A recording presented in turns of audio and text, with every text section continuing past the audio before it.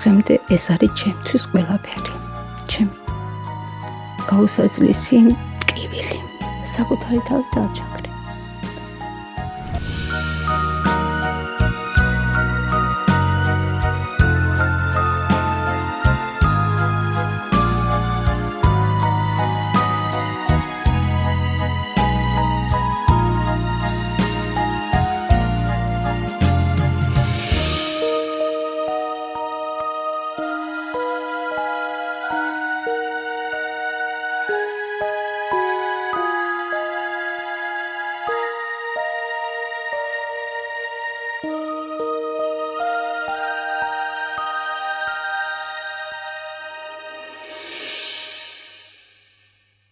მოგესალმებით.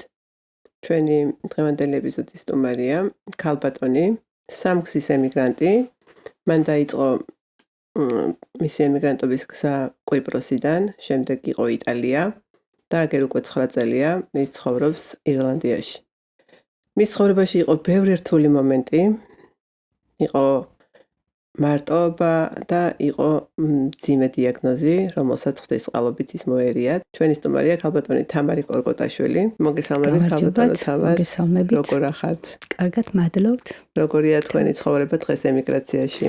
დღეს ემიგრაციაში ჩვეულებრივი დილით იწყება ხალისიანი, დატვირთული, აქტიური, რადგან კი აქტიური ნამდვილად, რადგან ჩემი სამსახური სხვა უფლებას არ მაძლევს. მე ვარ ჩვეულებრივი ქალი, რომელიც რამოდენიმე ოჯახს ალაგებს სახლს. შრომობ კი აქტიურად. დღის განმავლობაში რამოდენიმე სახლის დალაგება მიწევს. როგორი იყო თქვენი ცხოვრება ემიგრაციამდე? ემიგრაციამდე რთული, ძალიან რთული, რადგან ვიყავი მარტოხელა დედა. შვილები მყავდნენ პატარები, 2 შვილი მყავს. მე საქართველოში ხვდებოდი რომ ვერ ვიმკვიდრებდი თავს და ჩემ შვილებს იზრდებოდნენ და უფრო მეტი ჭირდებოდათ. ამიტომ გადავწყვეტე წავსულიყავი ემიგრაციაში. და ეს იყო რამდენი წლის წინ? ეს იყო 2004 წელს. და წახვედით მარტო, დატოვეთ შვილები საქართველოში? დიახ, უკვე გაზრდილები რა თქმა უნდა, მაგრამ მაინც ემოციურად ალბათ ძალიან რთული იქნებოდა. თუ გახსოვს ის დღე, გზა აეროპორტამდე, როდესაც დატოვეთ თქვენი შვილები? მახსოვს. ყველა წუთი და წამი მახსოვს მართლა იმ წუთას, რომ ვტოვებდი. ეს იყო ჩემი შვილების დაშორება, ეპიზოდი, რომ მივდიოდი 2 წლით, მაგრამ 2 წელი არ იყო. სამწუხაროდ დიდხანს ვიყავი, მაგრამ საბედნიეროდ ჩემი შვილი, ჩემი ბიჭი წავიყვანია უფროსი ჩემთან ერთად. სადღაც 3 წლის მერე შევძელი წამეყვანა და მის მერე მე და ჩემი ბიჭი ერთად მოვდივართ ემიგრაციაში. პირველი დღე თქვენი ემიგრაციული ცხოვრების დასაწყისის? კვიპროსში რო ჩავედი, ერთი სიტყვა არ ვიცოდი, არც ინგლისური, არც ბერძნული. ძალიან გამიჭირდა ენის ბარიერი, მაგრამ ძალიან მიმუშავე ჩემ თავთან. 5 თვეში ჩვეულებრივად დავიწყე ლაპარაკი. 5 თვეში. ყველას უყვირდა ბერძნებს. პირველად მუშაობდი ჭურჭლის მრეცხავად კუხნაში და 3 თვეში გადამიყვანეს მიმტანად. რთული შრომა იყო ალბათ. ხო, და 5 თვეში უკვე ბარმენად ვიყავი, ბარში მუშაობდი. ენა რო გავიუმჯობესე უკვე შედარებით კარგ პოზიციაზე, მაგრამ შრომა ტევადზე. ყველაზე რთული რა იყო ემიგრაციაში, აი როდესაც იწყებდით ენის ბარიერი, აი სხვა სირთულე კიდე რაც გახსენდებათ? სირთულე, მე საერთოდ ჩავედი იქ კონტრაქტით ოჯახში. მალე წამოვედი იქიდან. ეს ქალი იყო ხო აგრესიული. დიახ. ხო და ძალიან ცუდად მიქცეოდა. რადგან ენა არ ვიცოდი და იმას ჩემი არ ესმოდა და მე იმისი არ მესმოდა. ამიტომ დავტოვე იქაურება და წამოვედი. წამოხვედით ისე რომ სხვა სამსახური ჯერ ნანახი არ მქონდა, მაგრამ თითქოს მეორე დღეს ვიშოვე სამსახური, იყო ქათმების ფერმა, სადაც დილით დავდიოდი ქათმების ფერმაში და საღამოს კაფე ბარში, სადაც გითხარით, ჭურჭელს ვერცხავდი. ამ პერიოდში ყველაზე მარტო როდის იგრძენით თავით? მარტო ვიყავი 3 წელი. მარტო ვგრძნობდი 3 წლის განმავლობაში, სამ ჩემი შვილი არ ჩავიყვანე. აი ჩემი შვილი რო ჩავიყვანე, მე მართლა სულიერადაც ფეხზე დავდექიდი და ყველანაირად. ამ 3 წლის მანძილზე, როდესაც თავს მარტოც გრძნობდი და შვილიც არ ყავდათ ჩაყვანილი, თუ გქონდათ ესეთი მომენტი, როცა გიფიქრიათ, რომ წავალ? ვეღარ გავძლებ და დავბრუნდები საქართველოში. არა, იმიტომ რომ ჩემ თავს ვერ მიცევდი მაგის უფლებას. მე დაბრუნებულიყავი ჩემ შვილებთან და ჩემი შვილების იქით კიდევ ყავდნენ დიშვილები, ობლები. მე არ მქონდა არანაირი შანსი დაბრუნების. ვერ მივცემდი ჩემ თავს უფლებას. რამდენი ხანი იყავით კვიპროსში? რამდენი წელი ვიცხოვრე კი.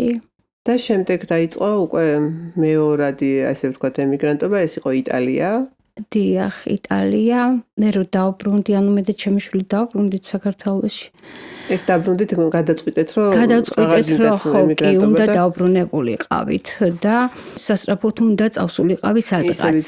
მაგრამ უკან აღარ მინდოდა კვიპროსში დაბრუნება, მეთქი იქნებ უკეთესი სხვა ქვეყანაა. წავედი იტალიაში, არც ისე უკეთესი არ აღმოჩნდა, მაგრამ ასე შემორჩი იქ. ემოციური კავშირი საქართველოსთან? კი, ემოციური კავშირი. მე ძალიან ყოველთვის განწყობილი ვარ ემოციურად საქართველოსზე. ძალიან შეყვარებული ჩემ სამშობლოზე. მე ბევრჯერ მიტირია ჩემ სამშობლოს გულისთვის, აი თუნდაც იმ კვიპროსში 7 წელი რო ვიცხოვრე და ვერ მივდიოდი. ეს იყო, ჩემთვის გაუსაძლისი, იმიტომ რომ მართლა, არ ვიცი, სამშობლოს გარეშე როგორ შეუძლია ადამიანს. მე მსმენია, რომ აი აღარ უნდათ საქართველოში დაბრუნება და ძალიან გული მტკივა ხოლმე.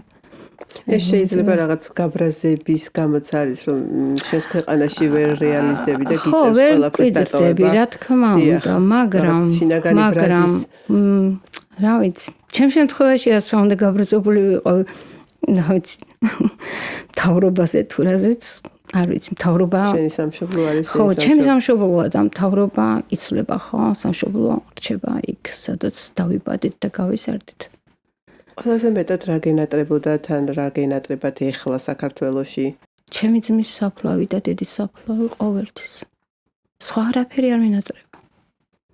რომ იქამდე ვერ მივდივარ, როცა მინდა. როცა ჩემი გული ითხოვს იქ მისვლას. სხვა არაფერი, მაგრამ იმედია ღვთისწყალობით მალე დავბრუნდები და ეს მონატრებაც ჩემს მიღმად არჩება. ყველაზე რთულიც მე როგორც ჩვენ ვისაუბრეთ, თქვენ აღნიშნეთ, რომ ზუსტად ყველაზე რთული მომენტი ეს იყო თქვენს ცხოვრებაში, როცა თქვენ არ იყავით საქართველოში, რომ მოგვიყვეთ. კი, ჩემი ძმა ჯერ დედა დამეყობა. დაიძინა და ვერ გაიღუცა სრულიად ჯამთელმა ქალმა. წელიწად და 5 თვეში ძმა მომიკლეს. და თქვენ ამ პერიოდში ვერ ჩახვედით საქართველოში, მაშინ უფლება არ ჰქონდათ ვერ ჩავედი, არ მქონდა წასვლა-წამოსვლის უფლება, იქ მუშაობის უფლება, ცხოვრების მქონდა წასვლა-წამოსვლის უფლება. ამ დროს ხართ იტალიაში, ხო? არა, კვიპროსში. აი თავიდან რო იწყებთ. კი. კვიპროსში ვიყავი და ვერ წავედი. ყველაზე დიდი ტრაგედია რაც არის. ყველაზე დიდი ტრაგედია, ხო, ჩემ ცხოვრებაში არაფერი არ ყოფილა ისეთი, რომ რაღაცა გამძნელებოდა. ერთადერთი აი ჩემი ძმის გარდაცვალება იყო ჩემთვის ყველაფერი. ჩამომემხო ყველაფერი და დღემდე ეს არის ჩემთვის ყველაფერი. ჩემი გაუსაძლისი ტკივილი, რასაც როგორ ფიქრობთ ემიგრაციამ აი ამ ყველაფრის გამოვლის შემდეგ, რაც გადაიტანეთ, ეხლა ტკივილზე ისაუბრეთ, უფრო გაგაძლიერათ თუ უფრო სუსტი და ემოციური გაგხადათ? არა, სუსტი ვიყავი. გამხადა ძლიერი. კი, ემიგრაციამ ძალიან გამაძლიერა. ამ ტკივილებმა ძალიან გამაძლიერა. ეს მარტოობამაც გამაძლიერა. ძალიან დიდი როლი ითამაშა მარტოობამ. ჩემ ცხოვრებაში იყოთ სუსტი. ხო, არა მაქვს უფლება. ჩემი შვილების წინაშე რო პასუხისმგებლობის გარეშე ვიცხოვრო, არა მაქვს მაგის უფლება. მე ჩემ თავს ვერ მივცე მაგის უფლებას. ვერასოდეს. როდის დგება დრო, როდესაც თქვენ 9 წლის წინ დაახლოებით, ალბათ იყო 9 წლის წინ, ხო? კი, 10 წელი დაიწყო უკვე. აი, რატომ გადაწყვეტეთ უკვე იტალიიდან პირდაპირ მოდიხართ ირლანდიაში? იტალიაში, რადგან ემოციურად და ეს ფსიქოლოგიურად უკვე ძალიან დაზიანებული ვიყავი, ძალიან ჩემი შვილი ჩამოვიდა აქ და სადღაც 1 წელიწადში მეც წამოვედი ჩემი შვილთან. თქვენი პირველი დღე რო ჩამოხვედით, რა მოლოდინი ქონდა და რა დაგხვდათ, აი იტალიიდან წამოხვედით მძიმე მენტალური მდგომარეობის გამო? ირლანდიაში ხო ჩამოვედი, უფრო თავისუფლება მაქვს, რა თქმა უნდა, თავისუფლად ვარ. უფრო რა ვიცი, უფრო ხალისიც შემეძინა აქ. ძალიან ბევრი რამე გავაკეთე. მადლობელი ვარ მე ირლანდიის.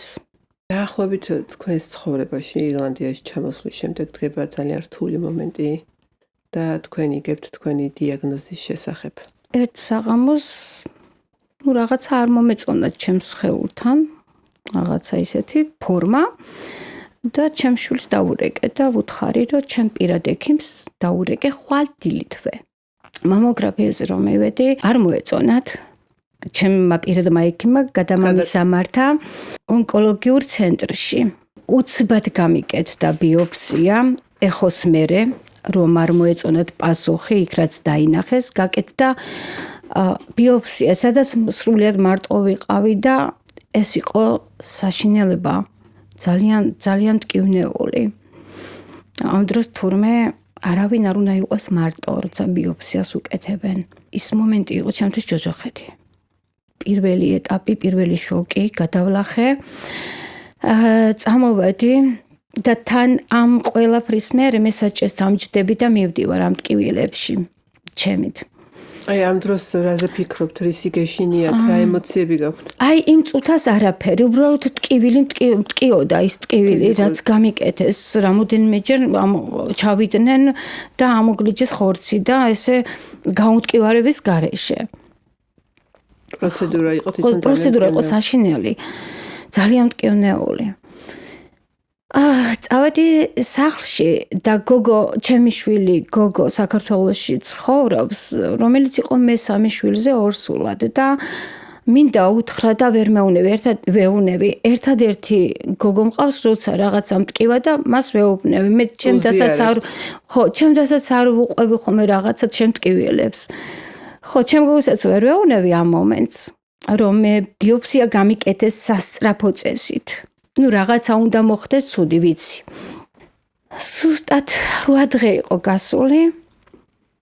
დამიბარეს, მივედი და ძალიან კარგი პროფესორი, ძალიან კარგი ჩემი მკურნალი ექიმი მეუბნება, რომ შენ დაგიდგინდა სიმსივნე. მაგრამ რა იყო, იცით, იმ წუთას რაღაცა მეგონა, რომ მე ვიყავი მოლოდინში ამის, იმიტომ რომ ისეთი პროცედურები ჩამიტარდა, რომ რაღაცა საერთო მქონდა. მაგრამ ტრაგედიად არ მიმიღია ეს ექიმის ნათქვამი, რაღაცა გავიაზრე, რომ ეს უნდა ყოფილიყო. დავუშვი. ერთადერთი ჩემ ბიჭს ურეკავ ისევ ჩემ შვილს, რომ სიმსივნე დამიდგინდა. და რა, იქიდან ძალიან ისეთი ხმა. ხო, ჩემთან წადი სახლში და მეც მალე მოვა მუშაობდა. და რო დავკიდე, მაშინ ვიტირე, ჩემი შვილის ხმაზე ვიტირე, რომ ის ვიცოდი იმ წუთას ძალიან ნერვიულობდა, ჩემზე მეტად და თურმე ტირილი დაუწყია იმასაც. ხო. რთული ოპერაციის მერე არ ფიქრობდი ცუდზე. არასოდეს არ დამიშვია, რომ მე ამას ვერ გადავლახავ და ვერ მოვერევი და აი მე მოვკვდები. სიკვდილზე არ მიფიქრია არასოდეს. ძალიან დიდ როლს თამაშობდა მამა გიორგი. ძალიან დიდ როლს აქ ჩემ ცხოვრებაში. მე ეკლესიაში დავდივარ 1990-იანი წლებიდან, მაზიარებელი ვარ და ეკლესიაში რო შევდიოდი, უფალს იმას ვეუბნებოდი, რომ იყოს ნება შენი. მე არაფერს არ ვითხოვდი. ხოლოდ ამ ორს წვას ვიძახდი, რომ როგორც უფალს უნდა და ისე დასრულებულიყო. მამა გიორგი ლოცულობდა ჩემთვის, მამა კახაბერი, მეუფე ანდრია. ძალიან ბევრი მამაოები ჩემზე ლოცულობდნენ და ვიცოდი, რომ ამათი ლოცვა აუცილებლად შემეწეოდა მე. ჩემი მეგობრები, ჩემი საუკეთესო მეგობრები შევიძინე მე ირლანდიაში. აი, რა ვიცი, დღე არ გავიდო და ალბათ დღეში ორჯერაც კი. ამ ადამიანების თანადგომით. თანადგომ ოპერაციებზე, მათი გვერდით ყოფნა ერთზეც მეორეზეც, ქიმიებზეც მოსულან ჩემთან ერთად მჯდარან, ჩემთან სკამზე. კონდათ თუ არა, აი, ოდნავ მაინც სასოწარკვეთა, რომ ამას ვერ მოერევით. არა, იმიტომ რომ მე არ უშვებდი იმას, რომ დამამარცხებდა. მე ჩემი ძმის სიკვდილმა ვერ დამამარცხა და მე ეს ავანტყოფობა ვერ დაუშვი, ვერასოდეს. უბრალოდ რა იყო, იცით? აი, როცა თმები ქიმიის მერე, მესამე ქიმიაზე უკვე ცვენა დაიწყო და მე ხელს რო ვკიდებდი თმას და უკვე გამომყვა. პირველი ეგ გააზრება იყო, რომ ნამდვილად რაღაცა, არის ჩემთან, რომ მე ჩემი კოლულა თმები და ჩემი ესეთი გრძელი თმები და რაღაცა ოქროსფერი და რო აღარ მექნებოდა, ცოტა ეს, ხო, აი ეგ მომენტი იყო. რა არჩევას მისცემდით ონკოპაციენტებს, რომლებიც არიან ემიგრაციაში, არიან უცხო ქვეყანაში, არიან მარტო? უნდა მხნეთ იყვნენ, რა თქმა უნდა, რაღაცა შემართება უნდა გქონდეთ, ცუდი არ უნდა იფიქრონ. ცუდის ფიქრი ძალიან აზიანებს ამ დროს ადამიანს.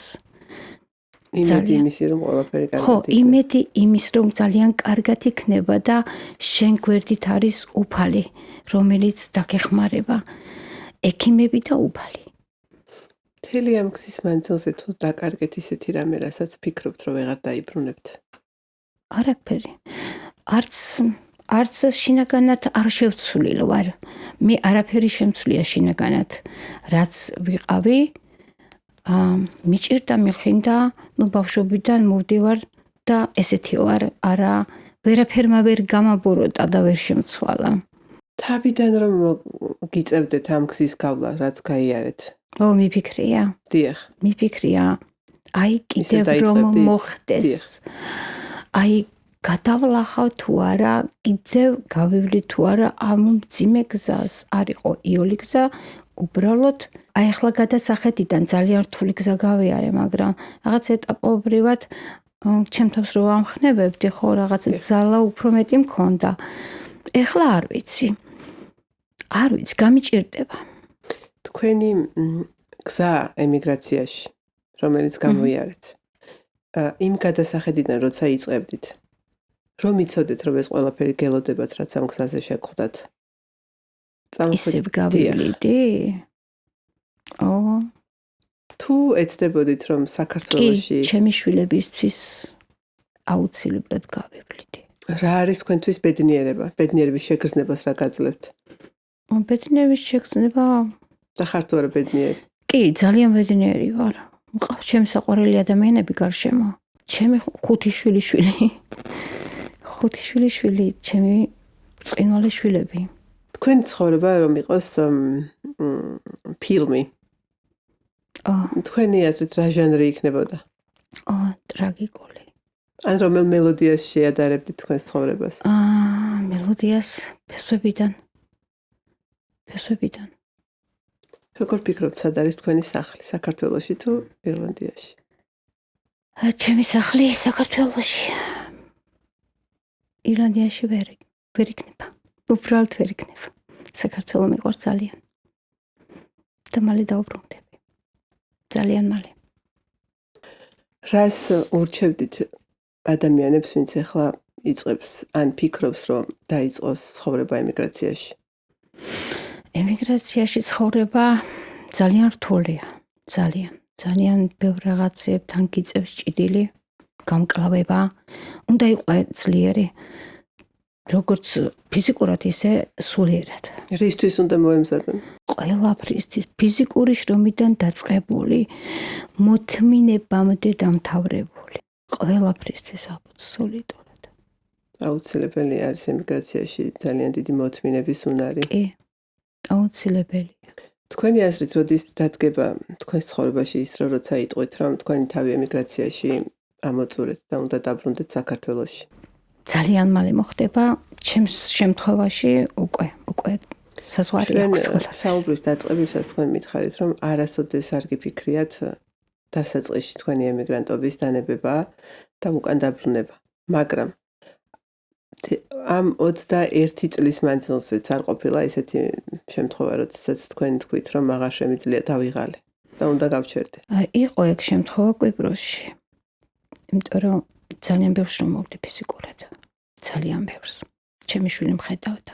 ბევრჯერ მიტირია კიბეებზე და ავსულ ვარ ტირილით. ოთახში შევსულ ვარ ტირილით, დაღლილი რომ კიბეებზე ვერ ავდიოდი ხოლმე. ყოფილა ეგ შემთხვევა, მაგრამ მაინც არ დავნებდი, ვერ დავნებდი, იმიტომ რომ ბევრი რამე მქონდა საკეთებელი. ბევრი რამე. თუ ჩემი გოგო სწავლობდა, იქ ფულები იყო გადასახდარი, იქ ის იყო. იქ იმას მიხედია. თუ ყოფილა ისეთი მომენტი, როდესაც ბოლო თეთრებით იყავით და სხვა გზა უბრალოდ არ ჩანდა? როგორ გითხრათ, იცი ნისიათ წამომიღია ბევრჯერ პური. ჩემი საკუთარი ჯიხურიდან, ოდესღაც ჩემი იყო და მე სხვა ამუშავებდა.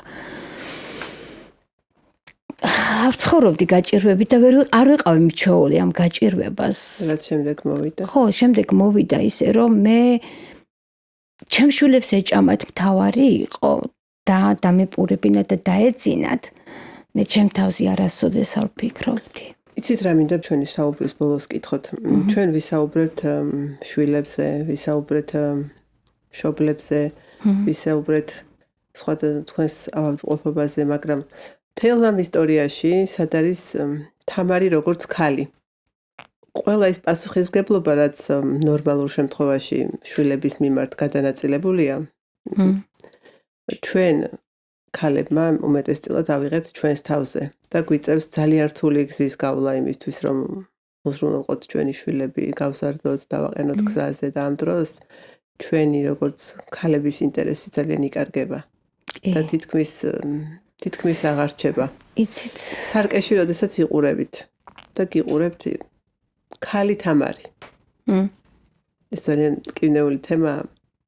რას ეტყოდით თამარს, ქალს, არა დედას, არა შრომელ ემიგრანტს, უბრალოდ ქალს და მოუხდიდით თუ არა თქვენს თავს ბოდიშს?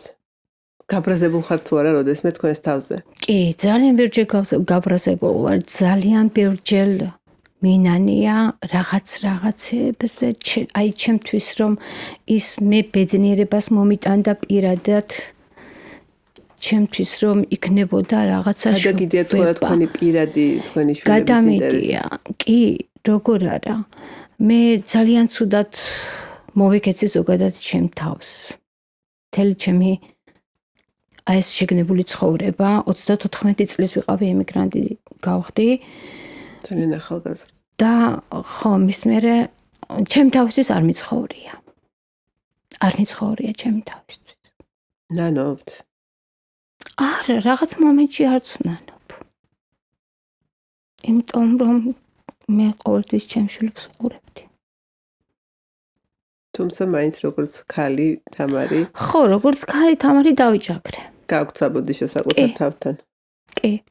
საკუთარი თავი დავიჭაქრე. ტირილი ვერ შეგიკავებიათ უბრალოდ? ყველაფერს მეტირება. ძალიან გულთშვილი ხდებით ემიგრაციაში. ვის ურეკავთ ხოლმე ამ დროს? შევდივარ ოთახში და ვტირი ვარ, აი რაღაცა რო ხდება. მარტო? ხო, ჩემთვის. შემლები არავის არ ნახოთ? ყველაფერზე ვტირი ვარ. ყველაფერზე. ვინ არის ის ადამიანი, ვისაც ამ დროს ურეკავთ, ან ვისაც გინდათ უბრალოდ ჩაეხუტოთ და იცით რომ დამშვიდდებით? ჩემი შვილი, ჩემი გოგო. ჩემი მადონა. რას ურჩევთ ქალებს ემიგრაციაში? ქალებს ემიგრაციაში? რომელსაც უწევთ მძიმე შრომა იგივე შვილების, ოჯახის. ვიცი, ბევრნაირი ტიპის ქალი შემხვედრია ემიგრაციაში. აი არიან ქალები, რომლებიც ვერ უძლებენ. ფიზიკურ დატვირთვაზე კი არ არის აქ. ემოციურად ვერ უძლებენ. ეს მით უმეტეს როცა მოხუცთან მუშაობ, არის ძალიან რთული. აქ კიდევ არ უჭირთ ქალებს აქ ცხოვრება, აქ თავისუფლება გაქვს და შენ აი როგორ გითხარით შენს დროს შენ თვითონ ამენეჯმენტი ანაწილებს შენ ცხოვრებას, შენ საათებს, შენ დროს გინდა გააკეთებ, გინდა არ გააკეთებ. იქ რა ვიცი, როცა მოხუცთან ხარ, ურთულესია. მე რამდენჯერ მithქვია რამდენჯერმე რომ ღმერთო იქამდე არ მივიყვანო რომ მე კიდევ რაღაცა მსგავსი ჩავიდინო. ეს არის სასჯელი საკუთარი თავის. როცა მოხუცთან მუშაობ. მე ესე წარმომიდგენია და ამ ქალებს უსურვებ მე რა ვიცი გამძლეობას რა მოთმინებას და არ ვიცი სწორს აკეთებენ თუ არა არ ვიცი მე დიდხანს ვერ გაუწელი ყველაფერი კარგად იქნება აუცილებლად კარგად იქნება როცა მოთმინება ექნებათ და აი ეს შემართება ის უნდა იმუშაონ საკუთარ თავზე უნდა იმუშაონ ძალიან სხვა რა ვიცი სხვა ვერავინ ვერ უშველის საკუთარი თავის გარდა ვერავინ ვერ უშველის ქალბატონ თამარ ძალიან დიდი მადლობა თქვენ მადლობა ძალიან საინტერესო საუბარი გამოგვივიდა მე ვფიქრობ რომ თქვენ ხართ ნამდვილად მაგალითი როგორი უნდა იყოს ქალი დედა ემიგრანტი ძლიერი ადამიანი გისურვებთ წარმატებებს თქვენც ასევე თქვენ ახალ სტუდიაში ძალიან დიდი მადლობა საინტერესო იყო თქვენთან საუბარი ჩვენ დღევანდელი ეპიზოდი ამით დასრულდა და ძალიან გთხოვთ გამოიწეროთ ჩვენი არხი და ლაიქოთ ჩვენი ვიდეოები და დაგვიტოვოთ კომენტარები შემდეგ ეპიზოდამდე